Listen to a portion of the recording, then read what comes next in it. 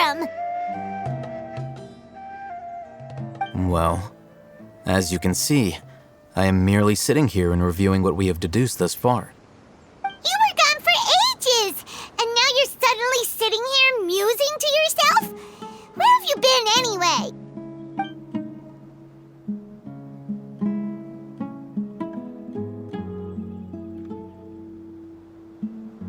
Hey, what's with the silence? You never think things through before asking questions. I'm giving you some time to make up for that. Paimon's so mad! Paimon's gonna give you an ugly nickname!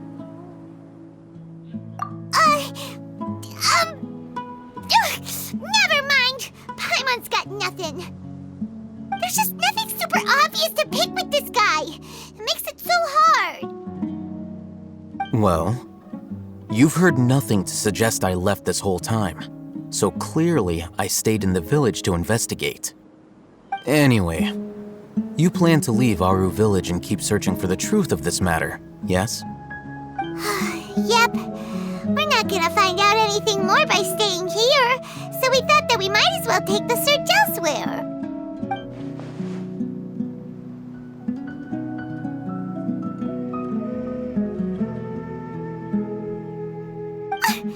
Enough with the silent treatment! No. I'm just surprised that you decided to team up with him. Al-Haytham, you haven't helped us out at all ever since we arrived at Aru village. Bold of you to question our choices. Yeah, you're all talk! While you were investigating, I had my own work to do, which I've now finished. Really? Paimon doesn't believe you. To be honest, we aren't really a team, so I have no obligation to inform you of my whereabouts. Not to mention that going separate ways allowed me to find some important information that you all had missed. Huh? Right here in the village? Correct. What did you learn? I'm going to take you to someone. But before that, you need to understand where she's coming from. What does that mean? How do you think the residents of Aru village feel about what we're doing? In other words, do you truly believe every single word the villagers tell us? You mean some of them lied to us? Hiding the truth does not necessarily equate to lying. Again, these people have their reasons. Remember what Gandis said? Most people in Aru village don't necessarily care which deity is in charge of Sumeru. That's because whether the Scarlet King or the Dendro Archon has power is of little significance to them. By contrast, the perils of their daily lives are ever-present concerns. They won't simply share everything they know with you without good reason. That's why you believed there was no further information to be found in this village. Glad you're following along. Among those you have talked to, there's someone who was consciously keeping you out of the loop. In fact, she's been observing your every move since you arrived.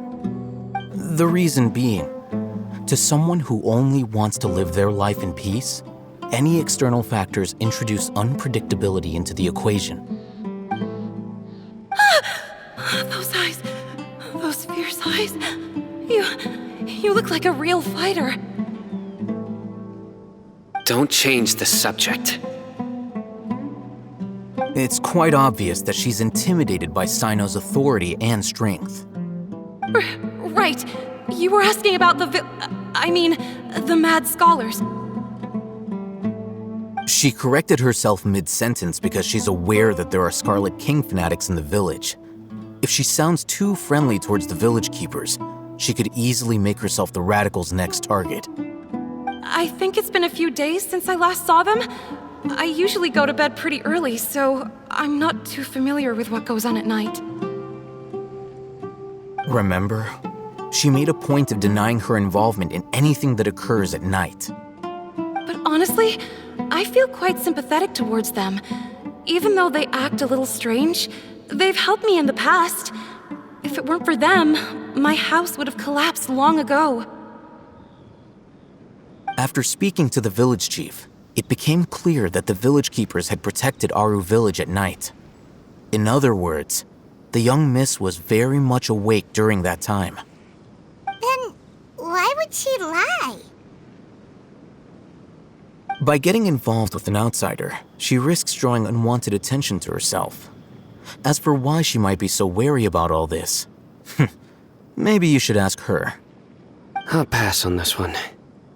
You said that she is afraid of me. If so, it's best if I stay out of this. We're on it!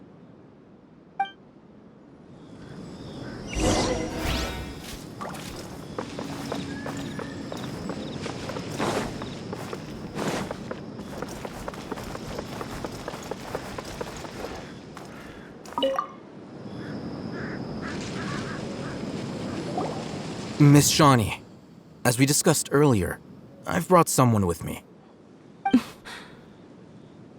Mr. Alhaitham, I'm aware of where you stand, but how can I make sure that your friends think the same as you? Huh? What do you mean? We need to clarify our stance or something? Go ahead and talk to her. You'll get the answers you want. Go on. Earn her trust. Is it really that simple? May I call you Traveler? Hi, Traveler. I want to ask you something. Do you think the resurrection of the Scarlet King can truly change Sumeru for the better? Why's that? That's very similar to what Miss Candace says. I know you two are friends. That's why I'm willing to talk to you, even though I do have some reservations. Before, I wouldn't even have the courage to ask something like this. Traveler, do you believe our lives will get better?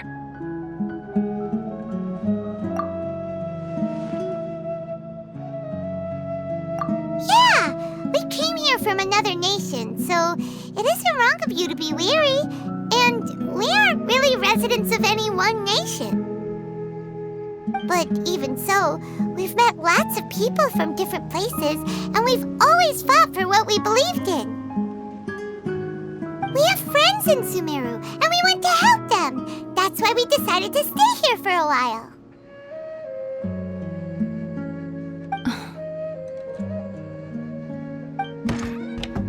I want to trust you. My apologies for posing my questions like that. To be honest, I didn't expect you to come back for more information. Alhaitham told us you have your reasons. It's okay. We understand.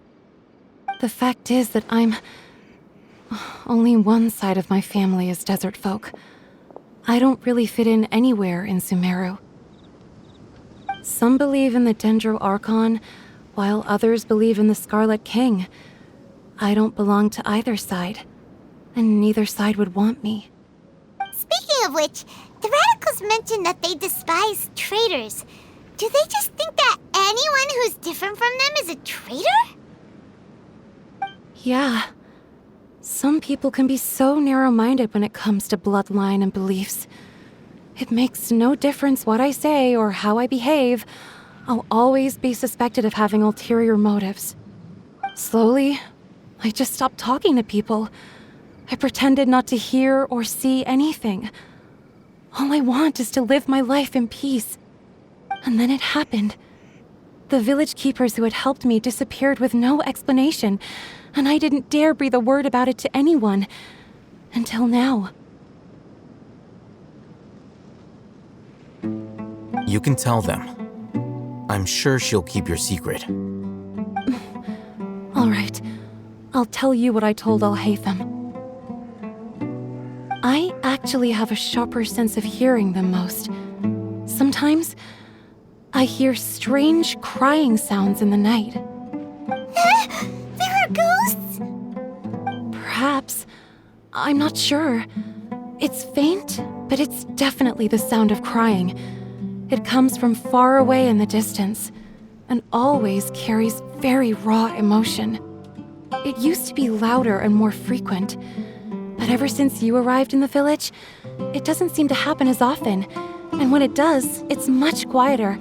I have to focus really hard to make it out. I confirmed this with the guards on night duty. They also have someone with a good ear, and he's heard similar sounds at night. But, because we're in the middle of a desert, he would rather believe that they are the cries of beasts than ghosts. There's really nothing around these parts, except for an old hospital not far from the village. I think they used to use it for treating Elazar, but it's been abandoned for years. Yeah, let's go!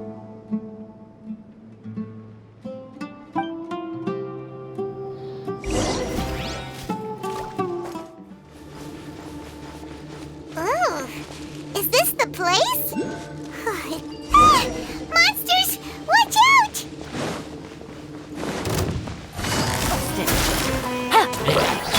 Shine down!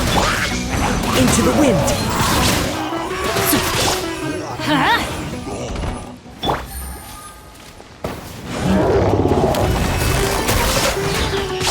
Teamwork is strength! Torn to oblivion!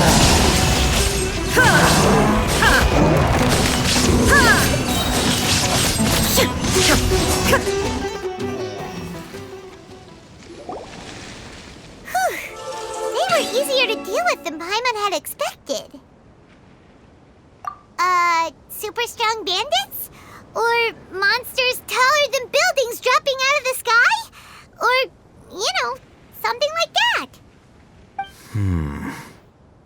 He looks super serious. We gotta stay on our A game too. This is the one.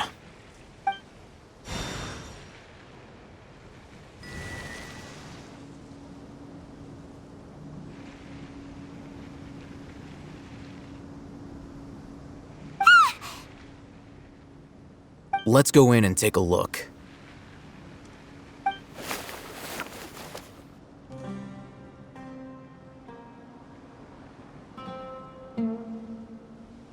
Hey, Hatham, we haven't found squat. Are you sure we aren't wasting our time here? Patience. Shawnee says she only hears the crying at night. We have time to burn. Until then, I'm taking a break.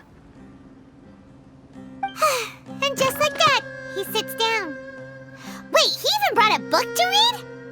What are you reading? Let Paimon see!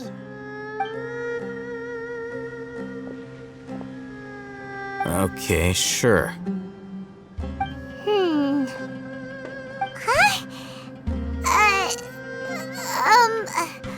The natural position, which is the positional propensity of an entity in natural motion in contrast with an object in forced motion? Huh? When free from external influences, every entity displays the tendency to follow its natural trajectory? So, you got that? Oh, Paimon gives up. You keep reading your book. See ya!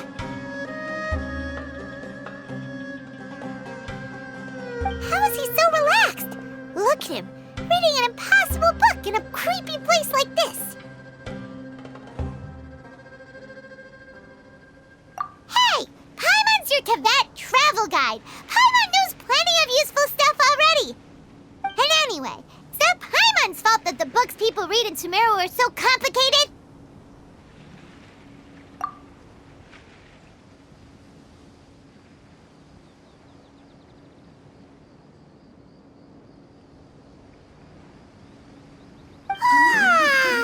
Paimon's getting so sleepy. Huh? What was that sound? There it is. It's coming from that direction.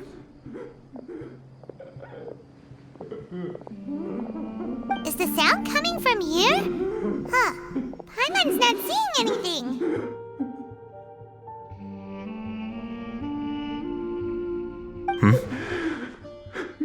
It's from below.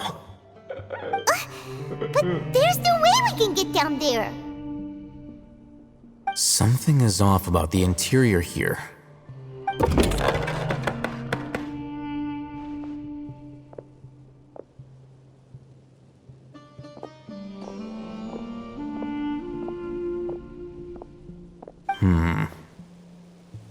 As I thought, there's a hidden structure.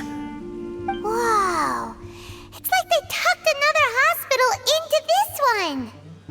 Oh, it looks like there are other mechanisms around here. Let's keep exploring.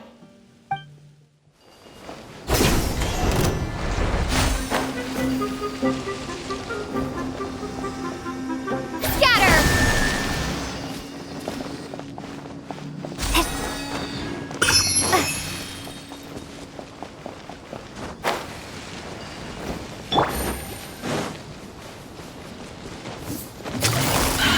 Gotcha.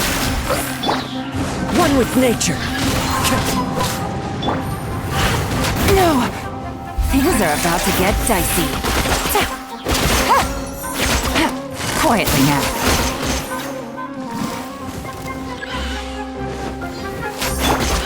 Into the wind. Let's light it up. Busted.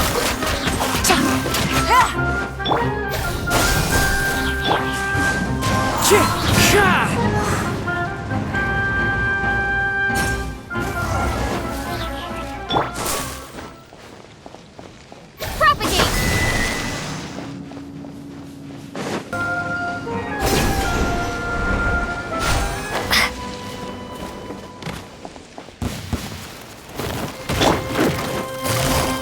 Gotcha.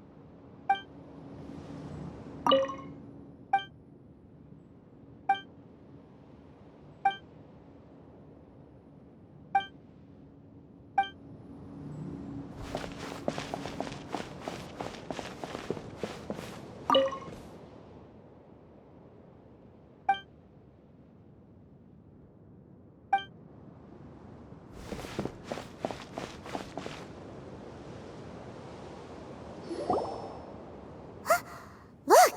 There's someone over there! Good idea! Let's approach him slowly without alarming him.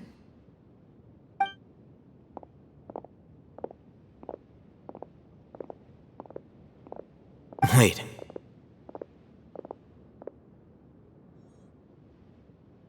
You're...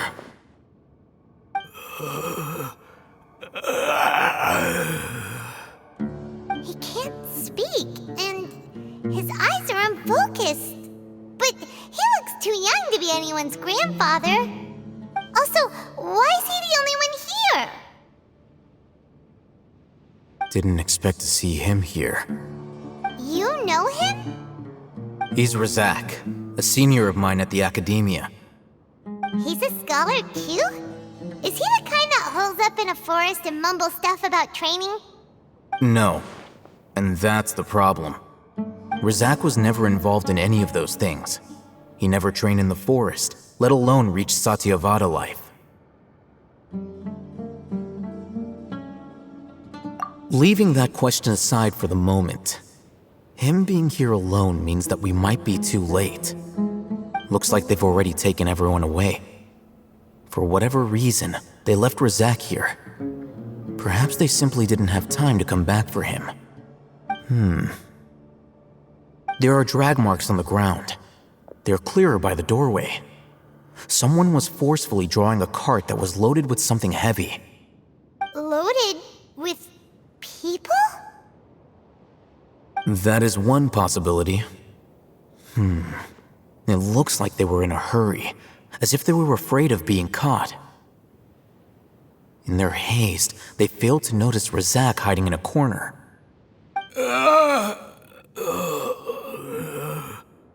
The symptoms are identical. Looks like we found living proof. Huh? Why do you say that? Allow me to jog your memory. Recall your time at Port Ormos. Don't you think his symptoms look familiar?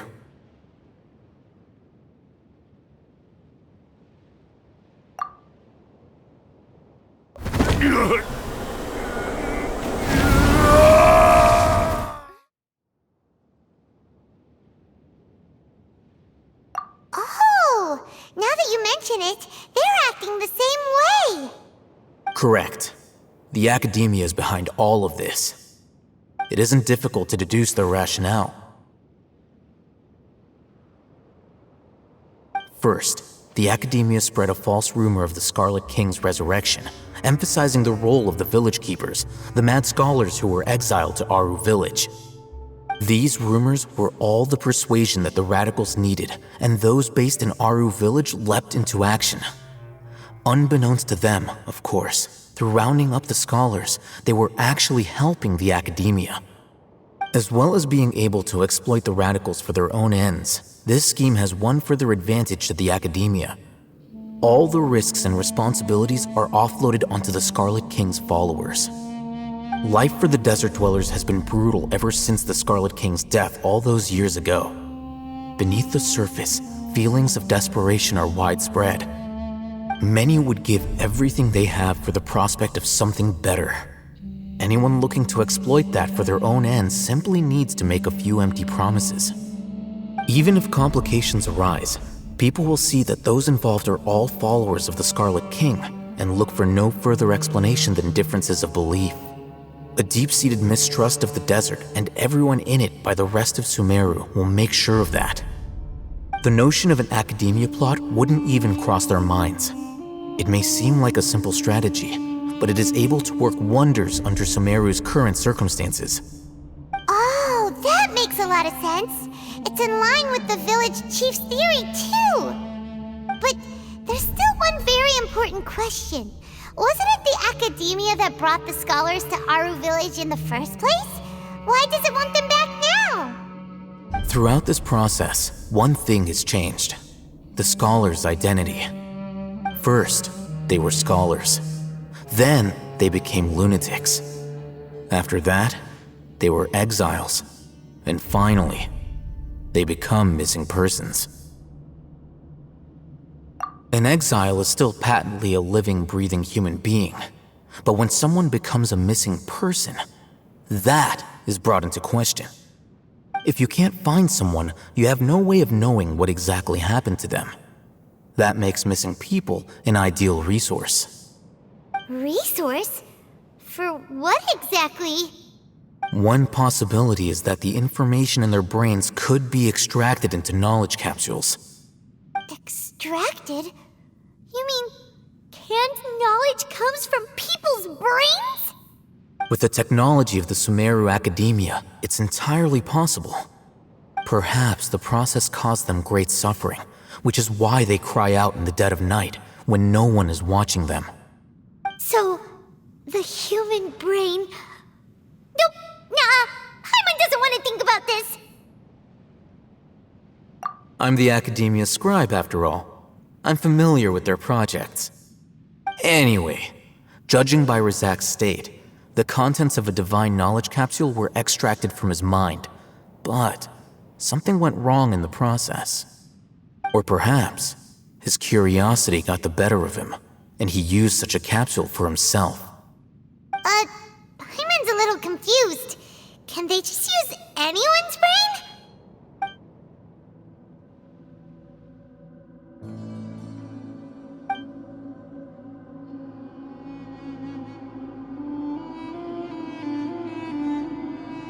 The look on your face tells me you've realized the answer. That's right. To some scholars, gaining knowledge about the gods is their entire life's pursuit. Extracting canned knowledge is just one of the extreme measures they turn to. However, I can't help but wonder, what do they seek to gain from divine knowledge? The academia is going out of their way to look for forbidden knowledge, but what is their ultimate goal? I've spent quite some time trying to analyze the contents of the divine knowledge capsule, but to no avail. It seems like my way of thinking is too different from theirs. You mean you're not even slightly interested in getting your hands on this forbidden stuff? All scholars seek to expand the horizons of knowledge, but I'm not particularly interested in gods, so I don't share their degree of zealotry. Extracting information from people as if they were lifeless objects? If this is the direction of academic progress, then the academia may as well shut its doors. Sounds like you're really against all this. Of course. The academia's actions run contrary to their rules. Whether it be academics or knowledge, everything has its boundaries. If those lines are crossed, the rules and order that govern everything in the world will be destroyed. This matter needs to be corrected, just like fixing a typo in a book. Wait, didn't you step in to help because you felt sympathy for those poor people? Not to be callous, but no. My criteria are a little more restrictive than that. There is no shortage of suffering in Sumeru, and the same can be said for the rest of Teyvat as well. What do you plan to do about that? Save every last person? Probably not. Paimon's not sure. You can say that. Simply put, I don't blindly place my faith into strength or heroism. I do what I want. The divine knowledge capsule is something I want to investigate in full. That doesn't mean I'm willing to take action for the sake of a few strangers.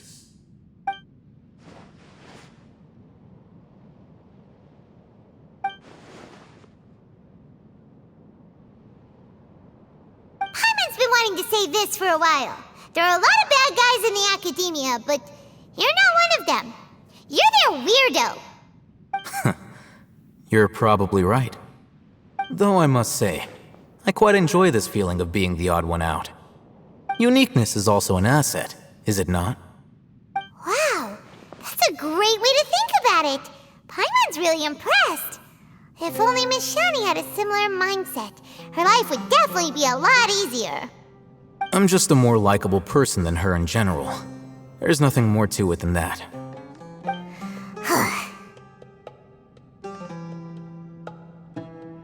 He won't last long if we leave him here.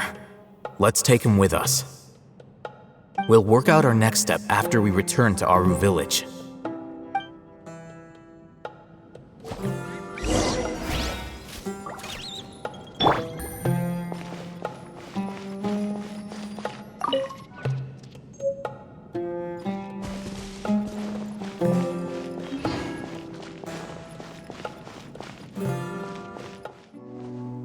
We're back!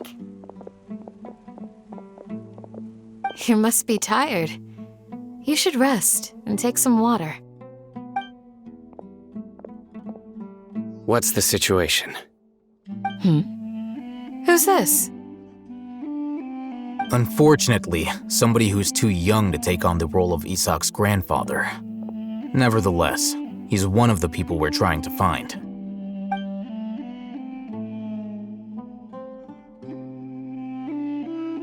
So, at one point in time, the abandoned Elazar Hospital served as the academia's site for extracting divine canned knowledge. Yep, pretty much. Their plan must have been implemented at some point before we arrived at Aru Village, since divine canned knowledge has been in circulation for a while now. Yet, they fled once we were headed to the village. Almost as if they knew we were on their trail. Why is that? Yeah, why is that? We may have a mole in our midst. One of us could be secretly revealing our whereabouts to the academia. Huh? Are our friendships that shallow? Looks like none of you have realized wherein lies the issue. Sino, you're the reason why they can predict our movements. Wait, what's that supposed to mean? Choose your next words very carefully. It is simply a logical inference. I have my reasons. So what you're saying is, Sino's the mole. Interesting.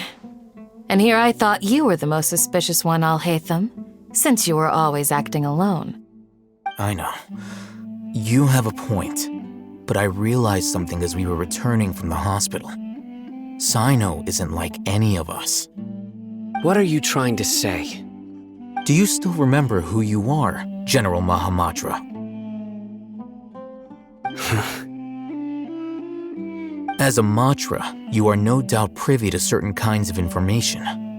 Before you can take action against someone, you are required to have all the facts available, including the less than savory details. Simply put, the academia has traditionally allowed you access to a wealth of sensitive information. Knowing their modus operandi, wouldn't you expect them to take precautions against you? If you want to raise a vicious wolf, you need to make sure that you can avoid its bite. The academia is monitoring me? It's not that simple. The academia has eyes all over Sumeru, but they have a special protocol for dealing with you. Every so often comes a Nyagarbaha Day. On this day, the academia enters new information into the Akasha through knowledge capsules. I remember seeing a thick notebook next to the control panel once. Its contents were all about the General Mahamatra, his activities throughout the day, preferred methods of enacting judgment, everything. You're saying that the academia entered my information into the Akasha too? But what's the point in doing that? My actions aren't important enough to be added into the Akasha. The Akasha is capable of computation. The Akasha's algorithms are entirely capable of predicting your movements using the data entered. When you would depart, the route you would follow, your destination. It knew all of this. It predicted my every move. The academia has been watching you longer than you think.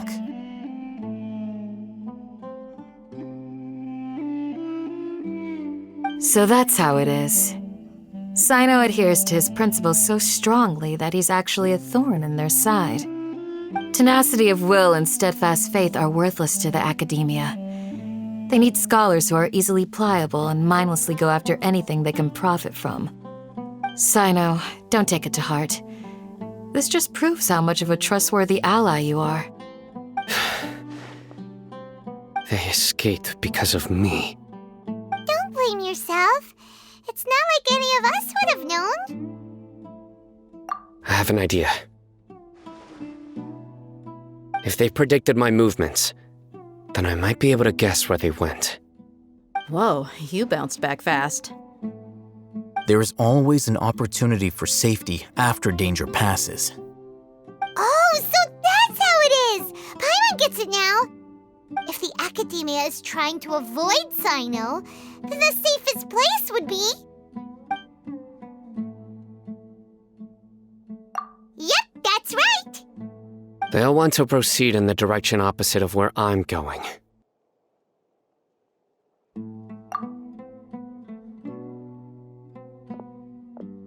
I must go. There's also something I want to investigate. Let's go, guys! After him! Please, wait! I want to go too! You want to go too? If so, you have to promise you'll stay safe. I want to find Grandpa. I promise I'll be careful and not cause any trouble. Everyone, I leave him in your hands. Yay! Let's go! Remember to pack some food with you! Paimon feels like we're missing someone, though.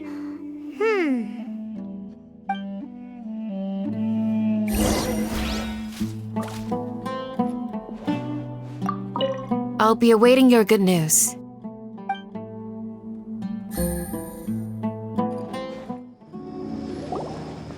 So, where do we go from here?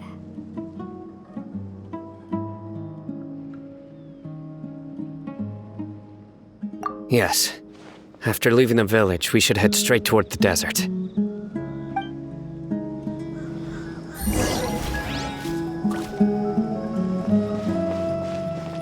I know the desert like the back of my hand. Is that because you play here a lot? Yep.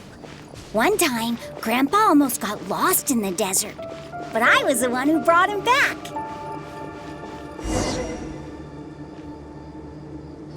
There's something here. What's this? It's buried in the sand. Looks like we'll need to roll up our sleeves and do some work. And Paimon thought running around everywhere was already enough work.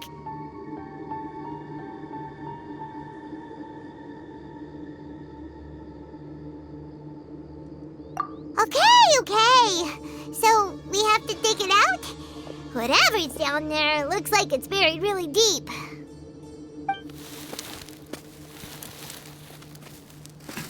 These are likely fragments of an academia-developed device, something akin to a headset. Looks like there were more than one village keeper. They must have been escorted this way because there are device fragments scattered around here. Let's split up and search the area. Chances are that we'll find other things nearby.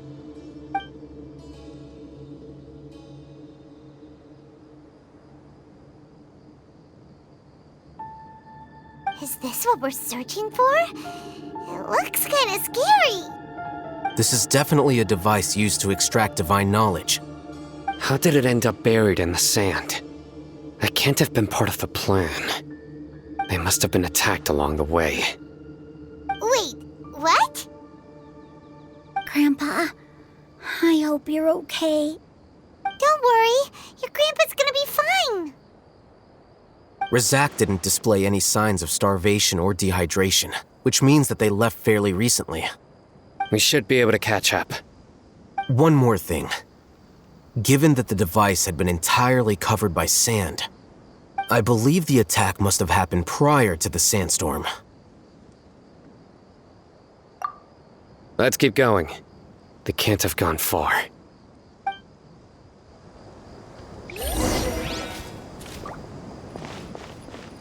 Ugh, but running on sand is so tiring.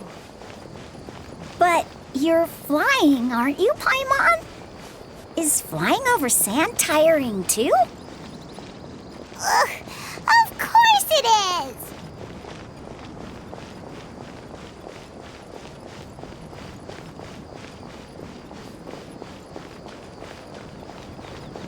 Voices, over there. It sounds like an argument. Whoa, you have really good ears.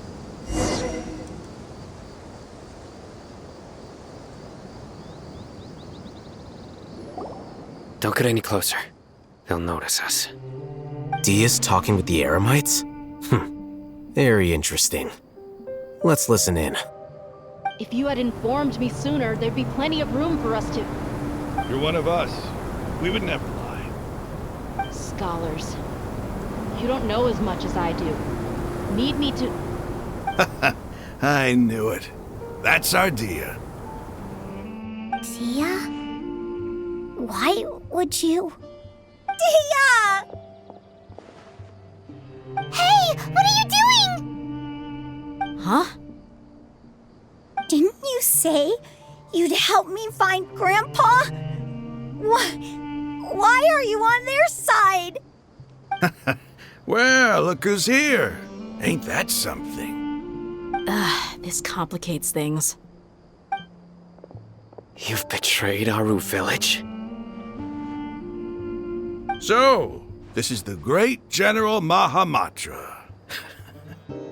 Dear, you'd be better off as my assistant than hanging around with this motley crew. Seen for yourself. I have the means and methods, and my ideals are far more admirable than theirs. I'm not the type that's easily swayed, Raman. You of all people should know that. Wait, what's going on, Dia? Whose side are you on here? Shut it, Paimon. It doesn't matter. Whichever side you pick, nothing could deter us from the grand mission of resurrecting the Scarlet King. Once our Lord of Old returns to this land, we will have a new beginning. Face the facts, Raman. It's not gonna happen. You should understand that more than anyone. Have all your years as a merc taught you nothing about placing hopes in a ruler? I'm a desert dweller and a proud follower of the Scarlet King. Whether I live by the edge of the sword or in peaceful comfort, my soul will always carry this conviction. It's not too late yet. The village mad scholars aren't gonna bring the Scarlet King back to life. You don't understand, my dear lady. Pursuing our faith is our purpose in life. Even if the chance of success is 1 in a million, we must be willing to give everything we have. Even if it'll expose you to the academia? Even if they end up disbanding the Eremites? Your Eremites, which you've worked so hard for all these years? Yes. We've waited a long time for this day to come.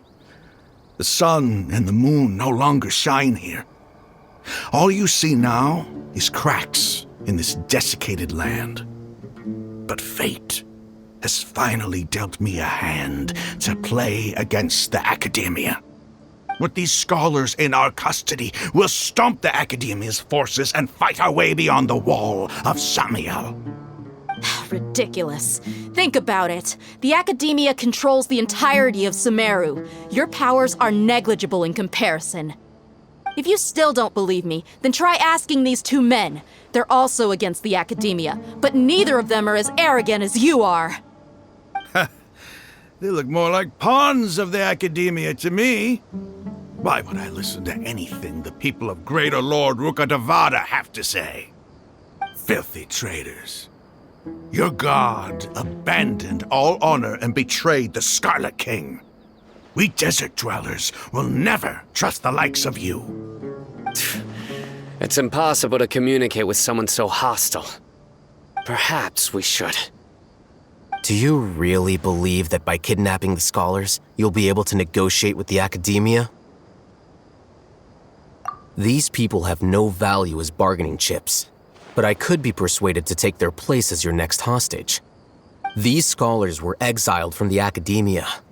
I, on the other hand, am their current scribe, and will be a much greater asset to you. Wait, you can't be serious. So, you want to trade places with the hostages, do you? Precisely. Any wise person would gladly accept my offer. What are you thinking? What if they decide to kill you instead? Well, that would be bad luck for me. However, I'd get the chance to observe the scholars, perhaps even find out the truth. Think you can talk me over with that confident look of yours? I'm not trying to persuade you. I'm using this as a means of joining forces against the academia. You are the scribe.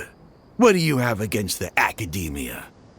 Not all desert dwellers believe in the Scarlet King, and the same applies to the academia. Why must all knowledge seekers approve of the academia's way of doing things? You academia scum. Every last one of you is nothing but a hypocrite, just like everyone else on the other side of that wall. I've made myself clear enough. I won't listen to another word from the Dendro Archon's people. Not so fast. I'll hate them. Do you stand by everything you just said? I never make empty promises. You know you're making a dangerous decision, right? I do. Good. Raman, hear me out. These people are my friends. Maybe you can't take the followers of the Dendro Archon at their word, but what about me? Do you trust me? We've known each other for years. Of course I do. In that case, I'm willing to vouch for their honesty with my right arm. Come on, Raman, don't be a coward. If you're serious about taking on the Academia, you need to steel yourself. You can't be afraid. An arm from the Flame Mane. You've piqued my interest. But what if you refuse to oblige? What should I do then? No one's a fool here, Dia. We're mercs. And mercs don't tend to live long unless they have their wits about them. You're not wrong, but this is different. I promised my friends that we'd bring back the village keepers together. Let's do it right here then. Give me your right arm as proof of your resolve. Don't listen to him! He's not even trying to negotiate! He just wants to make things more difficult! That's fine. Are you crazy? We came here to save lives. One arm for that many people is still a pretty good deal, if you ask me. Raman, I'm holding up my end of the deal here. You'd better not let me down. Sure. Go ahead and cut off her right arm.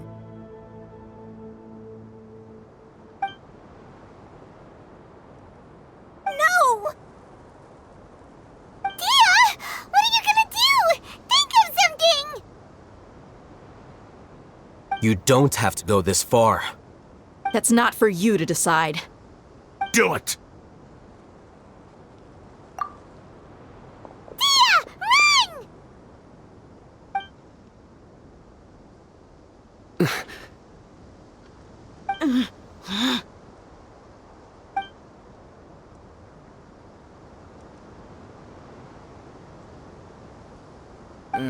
Stop!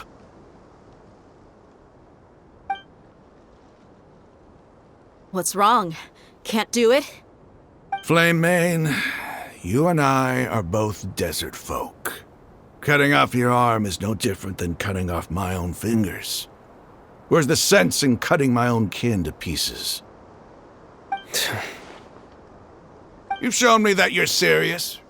Go on now, take your friends and leave. Meet me in the desert at noon tomorrow.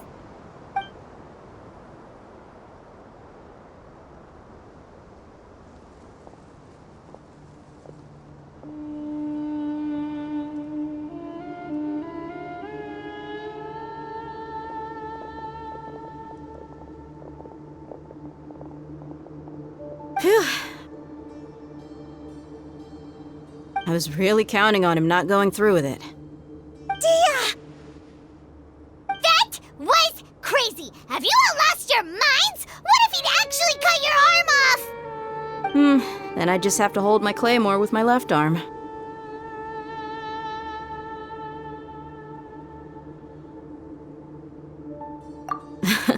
Okay, I'm sorry. But sometimes when you're out on a limb, you gotta double down to seal the deal, you know? Don't ever make a promise like that again. I can deal with the likes of them.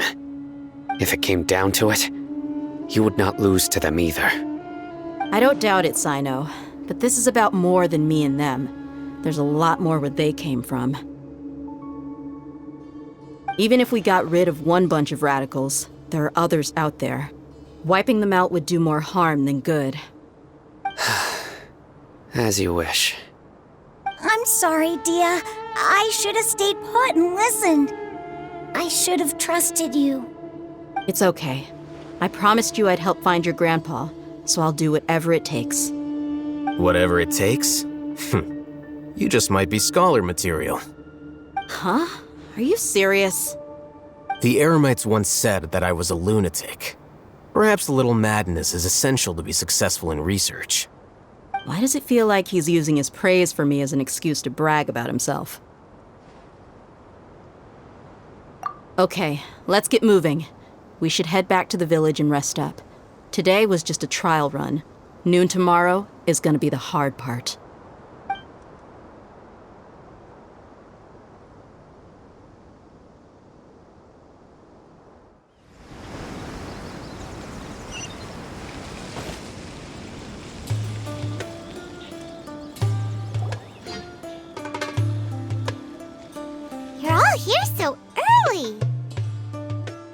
Looks like we have everyone here.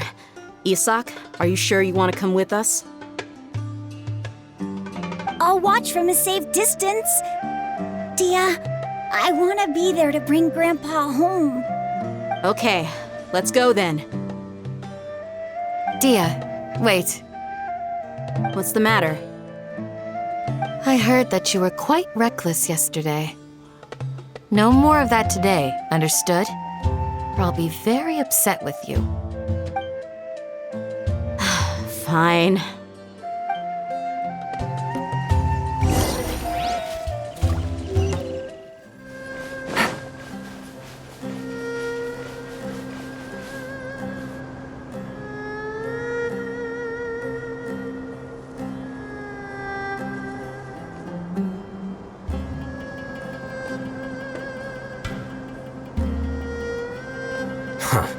They got here before us. Uh-oh. Is it because Paimon overslept by 5 minutes and held everyone up? Is everything ready? Absolutely. Although, you brought fewer people than I imagined.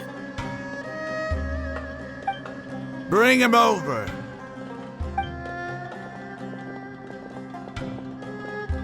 Grandpa! Why is there only one of them? Rahman, I've always thought of you as a man of his word. What's this about? It's a one-for-one exchange. Sounds fair, don't you think? And let me put it this way. Agreeing to any kind of deal with the Dendro Archon's people is already a huge compromise on my part. Don't you think you've asked enough?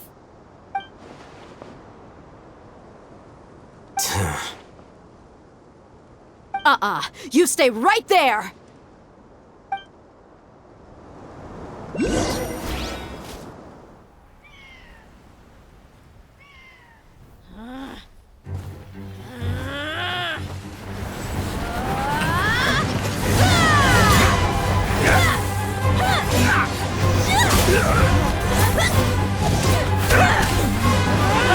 Playmate!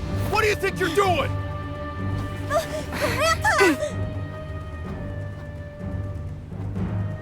Don't you see this blade here? You coward! Why are your hands shaking? Wait a second! It's a earthquake!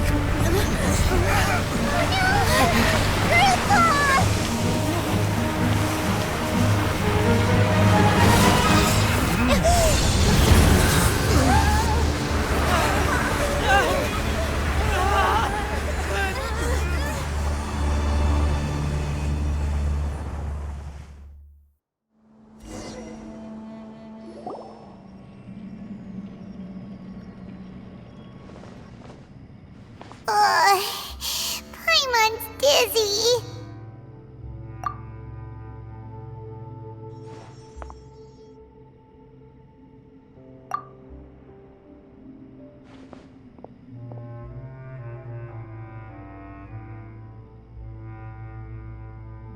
This day's going just great. What a nuisance. The sand dune collapsed. I saw an energy field. The village keeper protected us. It glowed green with dendro. Just like you said, it may well have been the remains of Lesser Lord Kusanali's power inside the scholar's body.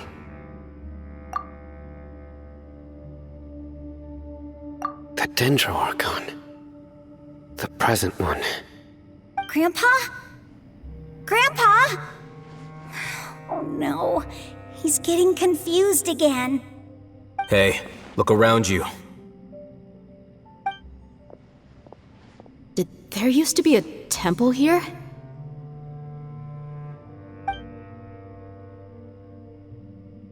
It seems that when the sand dune collapsed, it exposed these underground structures. The symbols on the gate belong to the Scarlet King's civilization. This structure must be ancient. Over time, the sandstorms completely buried it and left it in the state we see now. It could have been an underground palace in the distant past. Oh, a miracle. Praise the Scarlet King! What's he doing here? here. And his men too? They must have fallen down here with us. Pretty lucky if you ask me. Most of them seem in really bad shape. Except for him. He got off lightly. Mind your head. No, this isn't the time for conflict. Our exalted lord has shown us the way to his sacred palace. He's not actually gonna go in there, is he? As it happens, I want to take a look inside too. What are you doing? Don't you think it's curious? 1 minute, Lesser Lord Kusanali's power protects us from harm, and the next, remnants of the Scarlet King's civilization appear. 2 major deities are vying to showcase their power to us. It would be a shame not to witness them both. Paimon thought you weren't interested in gods. Indeed. In my view, gods are just a higher form of living being, or creature, you could say. New discoveries are always worth investigating. Whether they have anything to do with gods is neither here nor there. Raman, what are you gonna do about your men? I'll just let them lay here. The Scarlet King will take care of his people. Right now, I'm going inside.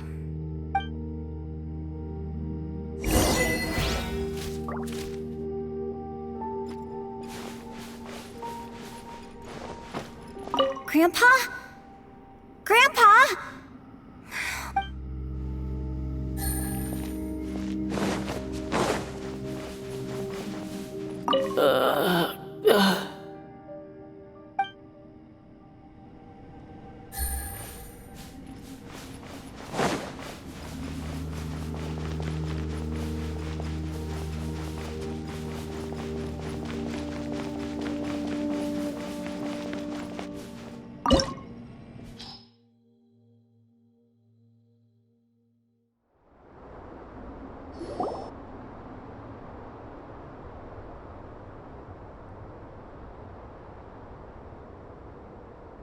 It's full of life here. This defies comprehension. It looked completely desolate from the outside. Yet, it flows with energy inside. Yeah, and there's so many plants. It's so pretty. Sir Raman. Huh? Me? Do you see another Raman here? Are you mocking me? What do you mean, sir? Interpret it however you want, but there's something I'd like to draw your attention to. While this structure is clearly left over from the Scarlet King's civilization, the energy that flows in here is that of the Dendro Archon. Whatever you say. It's not like I have a vision. There's nothing to be angry about. Think of this as an academic journey. It does seem kinda strange. If that's true, then we might have to explore this whole area to find an explanation.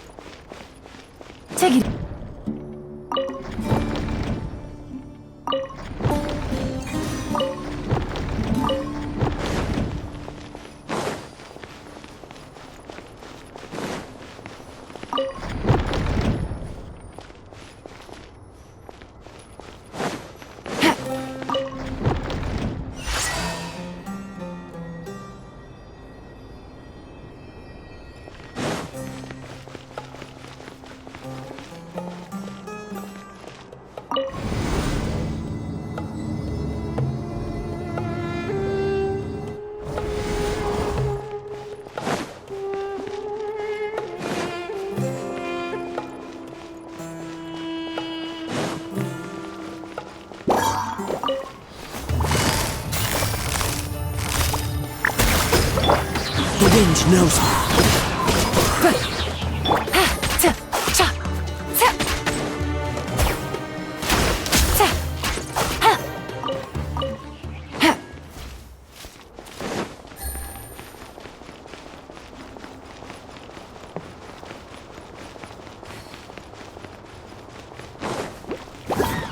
Game's up.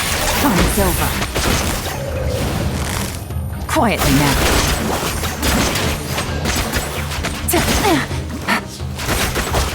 Take it easy.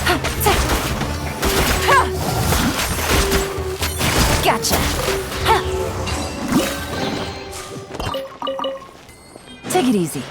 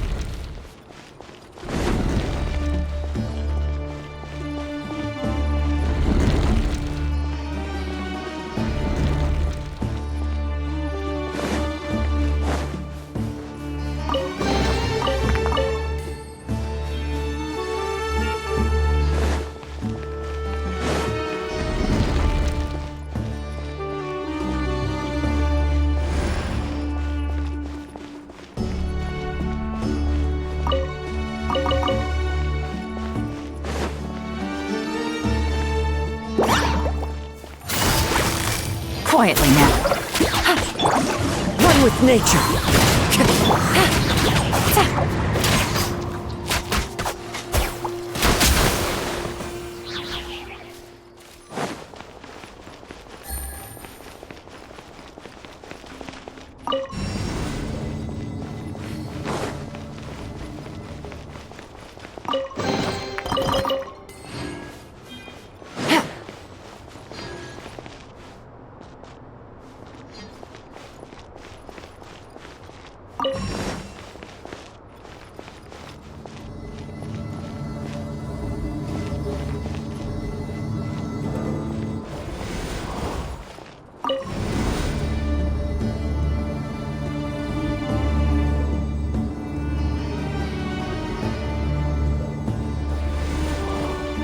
Take it easy.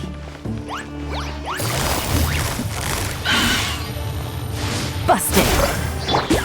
The wind knows me. Here comes the catch.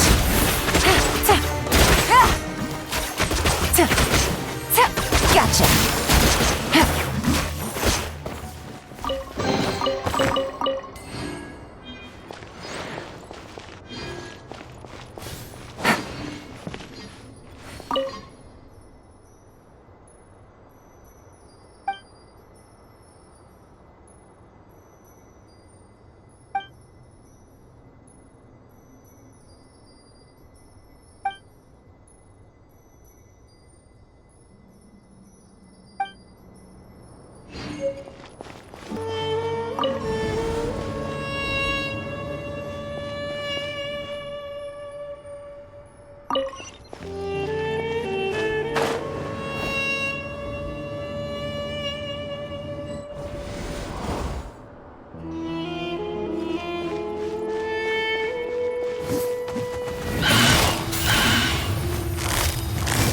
Busted.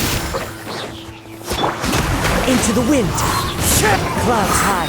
The birds call! The wind knows me.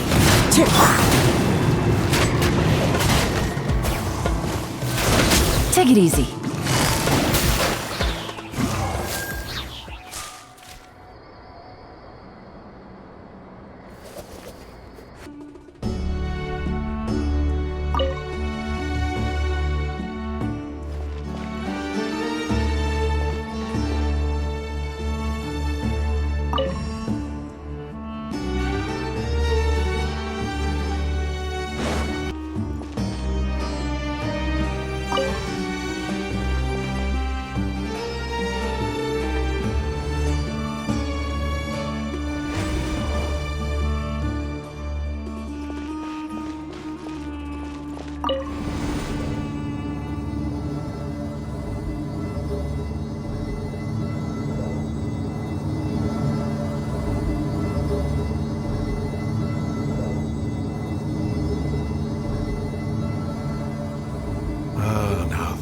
It's a sight to see.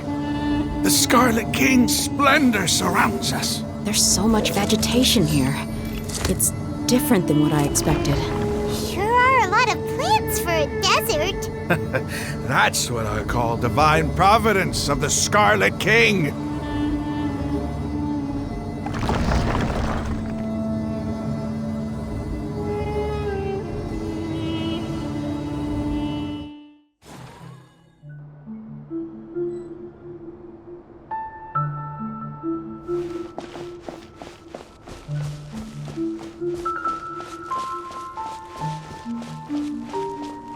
It's getting brighter! Oh, it looks so beautiful!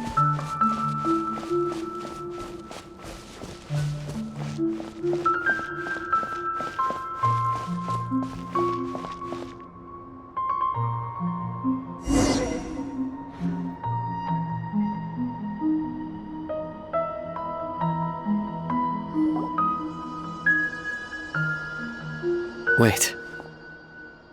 What's that?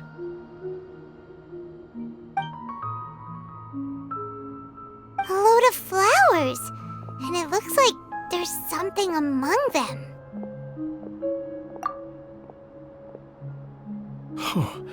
These are Scarlet King runes. They left something behind. Yes. It's an elegy written in an ancient script. What does it say? Here lies our faithful priest Kasala. His wisdom is a miracle among the people, deserving of high praise and admiration. You can read ancient Scarlet King script? Of course. Every student needs to master at least 20 languages before they graduate. He's not serious, right? There's still something off about this place. The elemental energy here is too concentrated. The scent of life. Is it trying to tell us something? Is this it? Analyzing.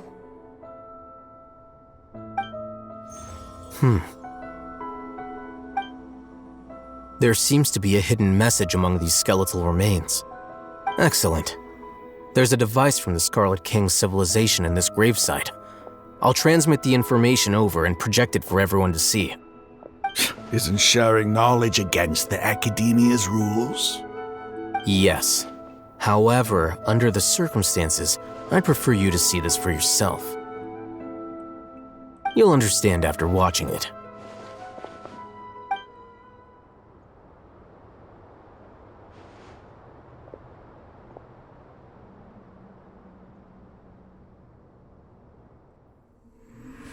Civilization is born of knowledge, but so too can knowledge be its demise. A disaster caught us unaware. It was knowledge that did not belong to this world. The Scarlet King brought this forbidden knowledge into our world, and it quickly spread like a plague. People's minds were filled with crazed whispers.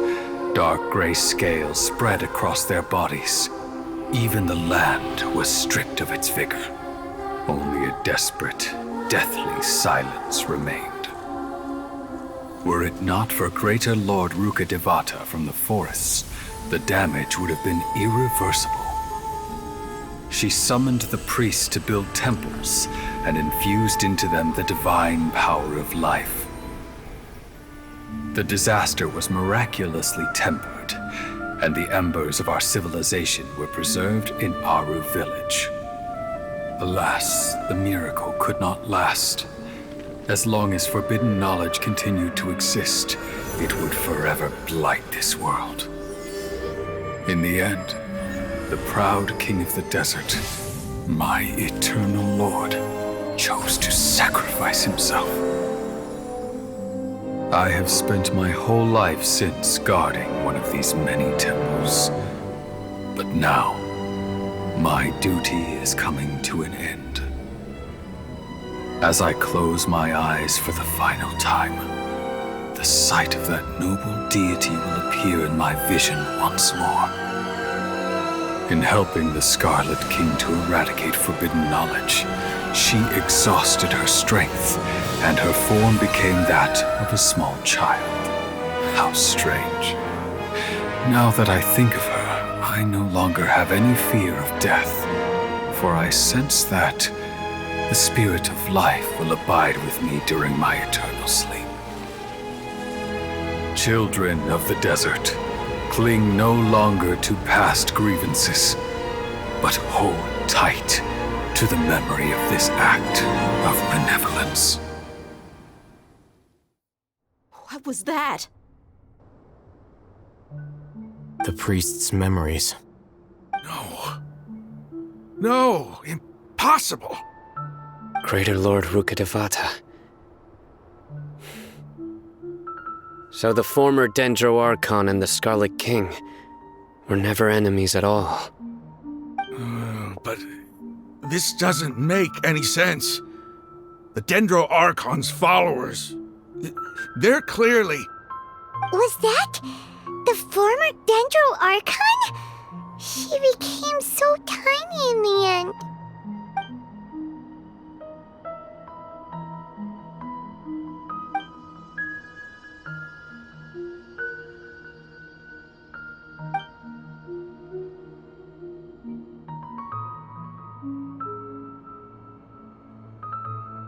You might be distrustful of the Akasha, but there's no reason for you to doubt the Scarlet King's technology. You've just witnessed his priest's last words. I've never heard about any of this before. The surviving followers of the Scarlet King all gathered in Aru village. Our god did not make mistakes. We refused to believe any of the rumors. The Scarlet King's death, the all but total annihilation of our civilization, it was all Greater Lord Rukkhadevata's doing. We saw her as nothing more than a traitor, who stabbed us in the back in our moment of crisis. Just like us humans, fighting, feuding, double-crossing each other to survive in the desert. You were blinded by your prejudice.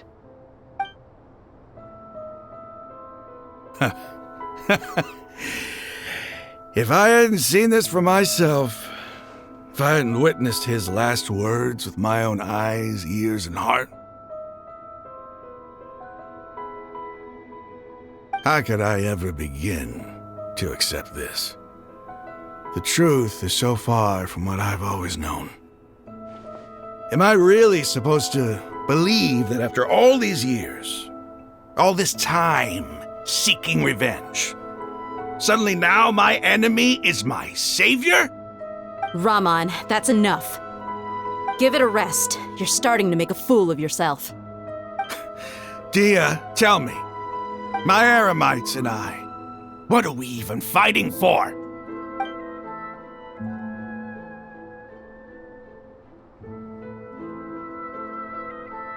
Hey, how you doing?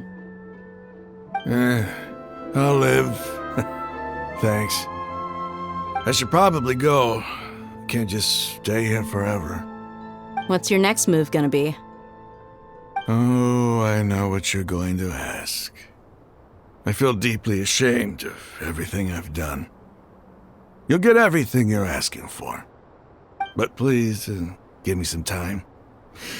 After everything that's happened here today, somehow I need to explain it to the others. It's not gonna be easy. Well, I guess that's for me to deal with. Dia, this is where our camp's located. Make a note of it. When would be a good time for us to go? Tomorrow, I'll convince everyone that we're all on the same side. And I'll return every last one of your your village keepers. We'll share our other resources with you, too.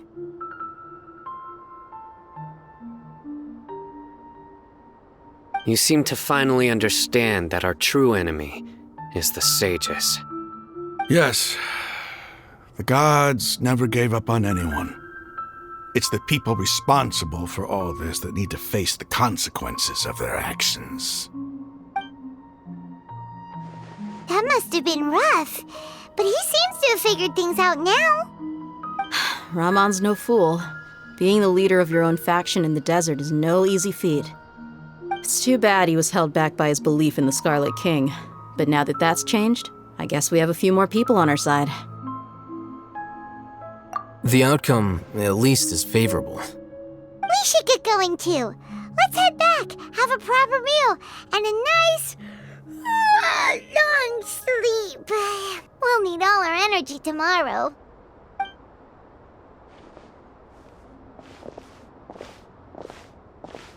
Sino, we're leaving! Stop yelling.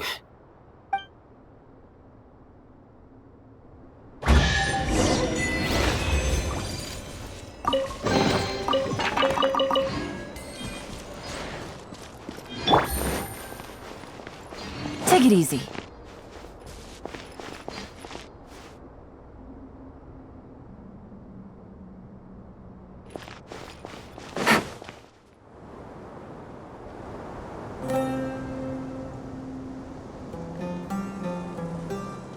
Ramon, we're here.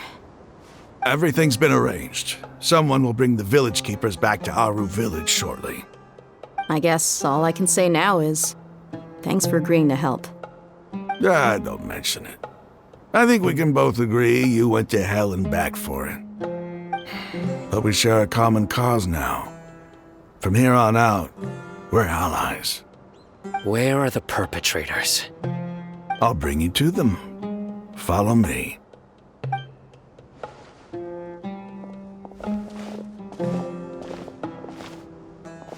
So these are the people who kidnapped the village keepers. Oh no, it's the scribe! There's no need to yell. No one can help you now. We've been all over the desert trying to find you! That's right.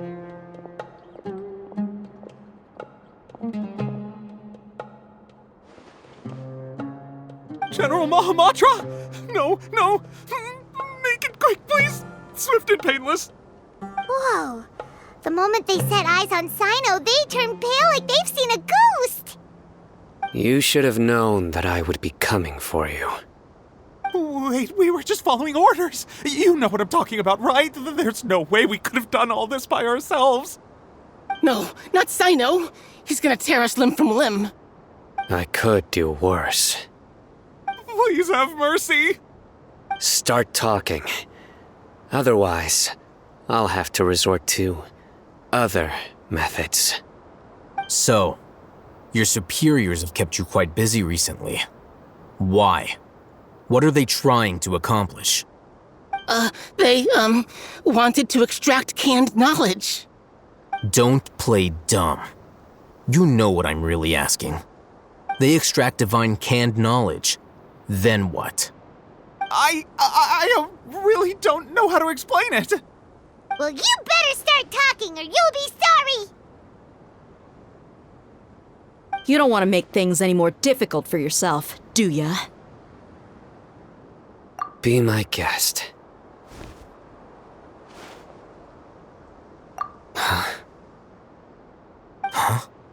Uh-huh? That sure didn't sound like a fancy metaphor or anything. You're serious, aren't you? How did you know? There's no use hiding it now.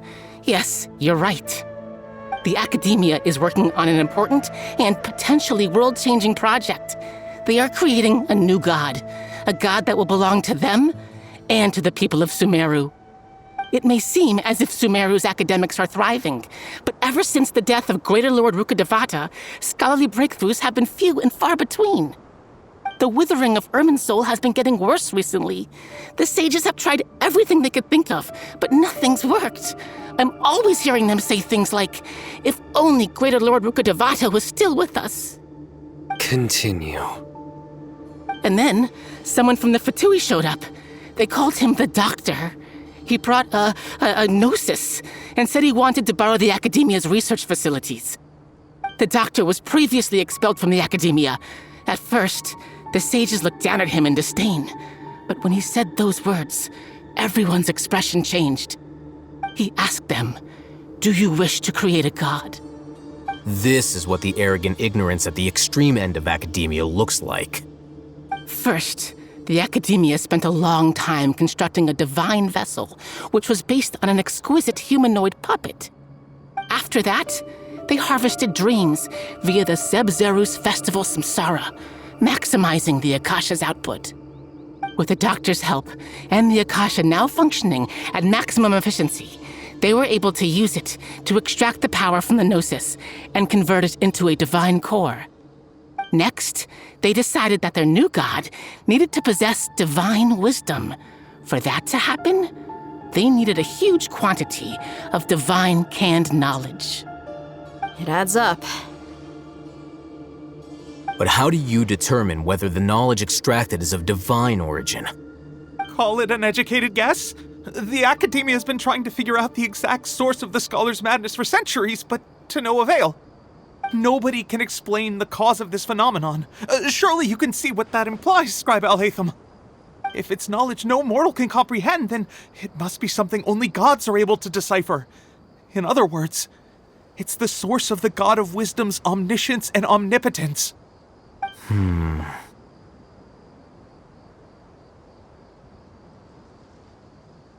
You must have noticed by now.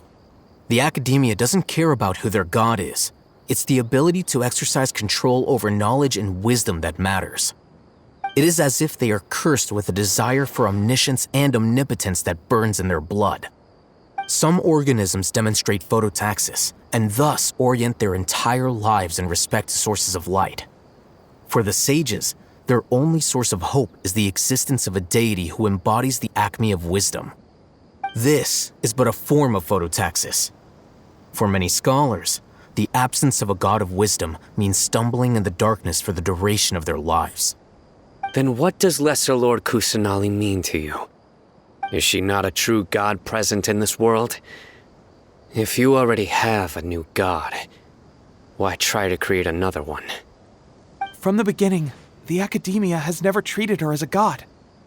When the Academia first discovered Lesser Lord Kusanali, the newborn god of wisdom, the sages hoped that she would be as wise as Greater Lord Rukkhadevata. But upon evaluation, they found that at the time she possessed no more intelligence than any ordinary human child. The sages never had a ruder awakening. This forced them to accept that Greater Lord Rukkhadevata had indeed passed away. Not to mention that Lesser Lord Kusanali's gnosis had been used to power the Akasha this entire time. By herself, she has neither an Archon's raw power, nor the spectacular insight expected of a god of wisdom. Slowly but surely, people began to forget about her existence. So, this is the path the sages have chosen.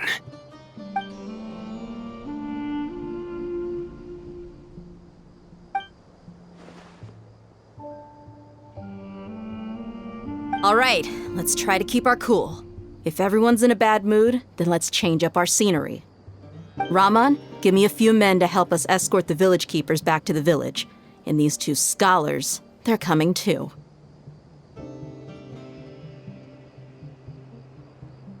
Sure, as you wish.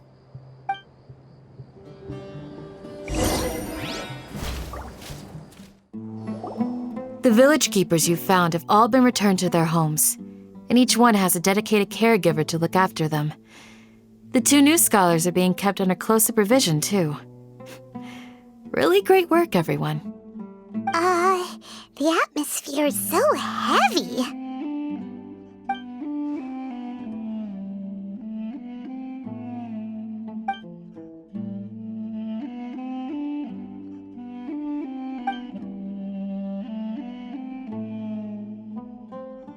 Hey! Say something! Stop spacing out! Come on, is there nothing left to talk about? In that case, let's all get some water and try to think about something else. Or I can go fetch some snacks. Oh, Paimon's so coming with you! Do you have any plans, Traveler? Gods above, you're not talking about work, are you?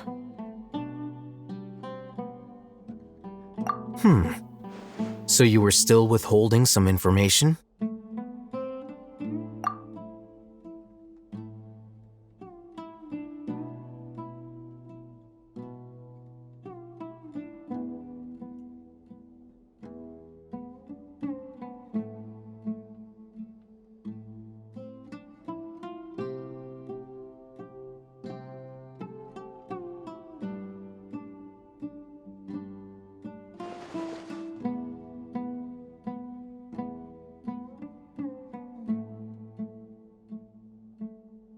Even though we lived through all of this firsthand, it still feels super surreal to hear you talk about it again. What a whirlwind of a story. I felt like I was holding my breath the whole time. It seems like there'll be more issues to face in the days ahead than I'd anticipated. Still, now's a good time to make our next move. Now that Ramon's joined us, we'll be an even stronger team. It's time to make a plan. Indeed. These events are a flagrant transgression of the rules in every sense. We cannot allow it to continue. So, everyone, are we on the same page? Crush the sages and rescue our god. That is our ultimate goal. Well, let's brainstorm a little more about what other resources we can draw on. The next time we gather here, we must have a solid plan. Yep, it'll work out for sure.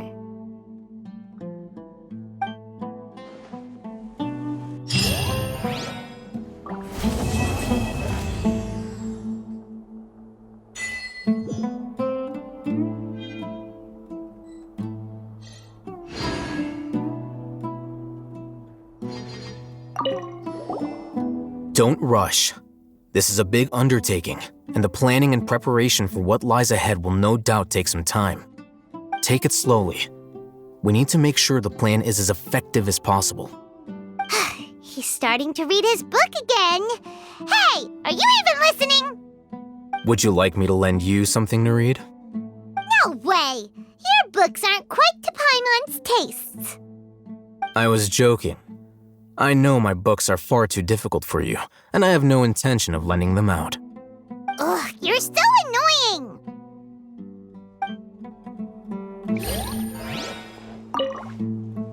In the past, I never imagined that even the gods could suffer from hardship.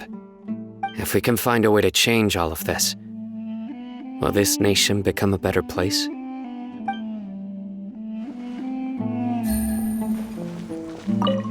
The past few days have been some of the most challenging work I've ever taken on. And none of it'll earn me a single mora. I can't believe it. Look on the bright side, Dia. Maybe we'll get a huge reward after this is all over. You've got a point. Hey, what would you do if you woke up tomorrow with more money than you could ever spend? Paimon would buy boatloads of tasty snacks. That's it? And maybe some tasty drinks as well? How adorable. Well, here's to all our indulgent fantasies. If there's a chance they can come true, I'll give it my best shot. And here's hoping that everything we do from now on will change this world for the better.